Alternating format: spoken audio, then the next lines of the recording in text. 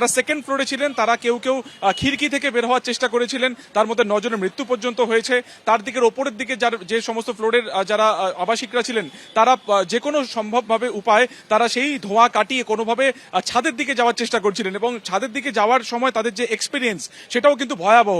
তারা সে সময় সিঁড়ি ব্যবহার করতে পারছিলেন না, তার কারণ লোহার সিঁড়ি, সেটা তপ্ত গরম হয়েছিল, দৃশ্যমানতা ছিল না, অক্সিজেন তারা নিতে পারছিলেন না, এবং ঠিক সিঁড়ির দিকে যাওয়ার যে রাস্তা সেখানেও এক একটি সিঁড়িতে একজন করে যেতে পারে, অর্থাৎ খুব কম সেই পরিসর ছিল যেখান থেকে প্রত্যেকে ছাদের অংশে যেতে পারে। ঠিক এই রকম সময় অর্থাৎ মিনিট 15 থেকে 20 একদম বিভীষিকাময় ছিল।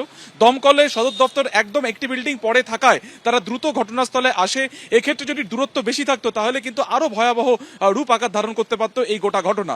তারপরে যত দিনের আলো বেরিয়েছে, যত ধীরে ধীরে ঘটনাক্রম সামনে এসেছে, তা থেকে কিন্তু একটা স্পষ্ট জিনিস যেটা একেবারে সামনে এসেছে তা হলো যৌতুকগৃহে পরিণত হয়েছিল এই 15 নম্বর মির্জা গালিব স্ট্রিট। দেখা যাচ্ছে যে এই অত্যন্ত পুরনো এই বিল্ডিং এর সামনের দিকের অংশ বেশ কয়েক বছর আগে সেটা হোটেলে রূপান্তরিত হয়েছিল, এবং প্রত্যেকটা ফ্লোরে একাধিক হোটেল সেখানে ছিল কোন রকম নিয়মে তোয়াক্কা না করে।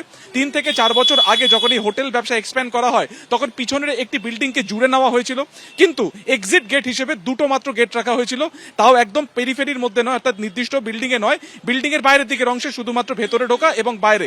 কিন্তু ওপর থেকে নিচে নামা বা নিচ থেকে ওপরে যাওয়ার জন্য একটি মাত্র লোহার সিঁড়ি, যা জিগজ্যাগ ফরম্যাটে ছিল, যা আগে কাঠের সিঁড়ি ছিল, পরবর্তীকালে সেটাকে রিপ্লেস করে লোহার সিঁড়ি হয়। কোনো ফ্লোরে অগ্নি নির্বাপন ব্যবস্থা ছিল না। ঠিক এখানে একাধিক গাফিলতির প্রশ্ন সামনে আসছে। এক, দমকল বা ফায়ার ব্রিগেডের সদর দপ্তর একটা বিল্ডিং পরে হওয়া সত্ত্বেও প্রত্যেক বছর যে রিনিউ হতো, যেহেতু একটা পোর্শন কমার্শিয়াল পারপাস হিসেবে ব্যবহার হয়, তাহলে সেখানে এই রিনিউ সার্টিফিকেট দেওয়া কি করে হলো, যেখানে কোনো অগ্নি নির্বাপন ব্যবস্থা পর্যন্ত নেই, যেখানে কোনো ফায়ার অ্যালার্ম নেই। একটা ঘর থেকে আরেকটা ঘরের মানুষ যারা সেখানে ছিলেন তাদেরকে নক করে ডাকা হয়েছিল, বা কেউ দমবন্ধ অবস্থাতে বেরিয়ে এসেছিলেন, কোনো কোথাও কিন্তু ফায়ার অ্যালার্ম বাজেনি। এবং দ্বিতীয়ত হচ্ছে কোনো স্পষ্ট জলাধার নেই, যেখান থেকে কোনো এত বড় একটি বিল্ডিং সেখানে কোনো রিজার্ভার নেই। দ্বিতীয়ত হচ্ছে যে পিছনের দিকে যে এক্সিট পয়েন্ট সেটাও রাত্রি 8টা-9টার পর বন্ধ হয়ে যায়, সেই গেট থেকেও বেরোনোর মতন কোনো সিস্টেম ছিল না। এবং তৃতীয়ত হচ্ছে নতুন বিল্ডিংকে অ্যাডজয়েন করে নেওয়া বা জুড়ে নেওয়া, এই যে একের পর এক গাফিলতি, সেই গাফিলতির মানে একেবারে তার দায়ীকে এবং পুলিশ প্রশাসন সবটা জেনেও কি নীরবে ছিল, এরকম একাধিক বিষয় সামনে আসছে।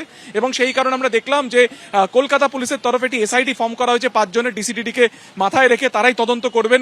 ফরেন্সিক টিম এসেছিল কোথায় কোথায় এই আগুনের উৎপত্তি স্থল, কোথা থেকে আগুন কোথায় ছড়িয়েছিল সেটা জানার জন্য। তবে এখনো পর্যন্ত এই বিষয়টা ক্লিয়ার নয় যে কিভাবে এই আগুন লেগেছিল।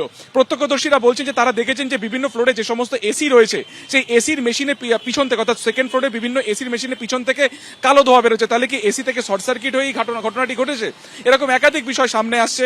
এবং তোমাকে যেটা বারবার বলছি যে ফায়ার সেফটি কোনো রকম ছিল না, অথচ একটা বিল্ডিং পরেই সদর দপ্তর রয়েছে, সেখানে এতগুলি হোটেল রয়েছে, পরপর কি করে একটি ফ্লোরের মধ্যে এতগুলো হোটেল থাকলো, তার পারমিশন কিভাবে আসলো, এই সমস্ত যাবতীয় বিষয় কিন্তু তদন্ত করে দেখবে এসআইটি। ইতিমধ্যে দমকলের তরফে নিউ মার্কেট থানাতে একটি লিখিত অভিযোগ দায়ের করা হয়েছে, এখনো সেকশন অ্যাড হয়নি, মনে করা হচ্ছে বা সূত্র মারফত জানা যাচ্ছে অনিচ্ছাকৃত হত্যার মামলা দেওয়া হতে পারে।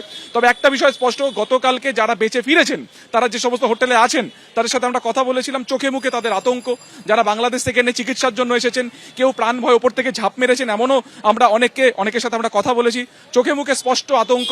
তারা আরো একবার কোনো হোটেলে স্টে করার ক্ষেত্রে বা থাকার ক্ষেত্রে কিন্তু স্বাভাবিকভাবে যথেষ্ট আতঙ্কে এবং ভয়ের মধ্যে রয়েছেন। এবিপি আনন্দ, এগিয়ে থাকে, এগিয়ে রাখে।